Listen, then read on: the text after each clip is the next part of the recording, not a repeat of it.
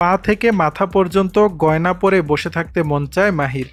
চিত্রনায়িকা মাহিয়া মাহি নানা কারণেই আলোচনা সমালোচনায় থাকেন।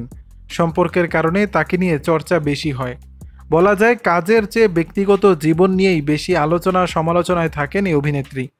সম্প্রতি মাহি সামাজিক যোগাযোগ মাধ্যমে এক পোস্ট দিয়েছেন, যেখানে নিজের মনের আকাঙ্ক্ষা প্রকাশ করে জানান যে পা থেকে মাথা পর্যন্ত গয়না পরে তার বসে থাকতে মন চায়।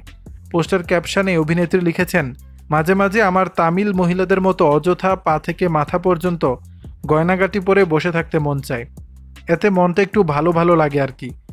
নিপু বারুর নামে একজন পোস্টের কমেন্ট বক্সে লিখেছেন, আমার তো তামিল নায়কদের মতো উইরা উইরা ফাইট করতে মন চায়। রুবিনা আক্তার নিজুমের ভাষ্য, মন ভালো রাখার জন্য যা করতে মন চায় করো।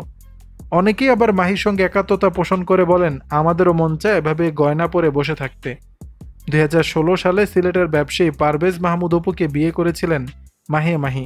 তার সঙ্গে বিচ্ছেদ হওয়ার পর 2021 সালের 13ই সেপ্টেম্বর গাজীপুরের ব্যবসায়ী রাকিব সরকারকে বিয়ে করেন। তাদের সংসারে একটি পুত্র সন্তানও রয়েছে, কিন্তু দাম্পত্য জীবনের 2.5 বছরের মাথায় আলাদা হয়ে যান এই দম্পতি। দর্শক, বিষয়টি নিয়ে আপনাদের মতামত জানাবেন নিচের কমেন্ট বক্সে।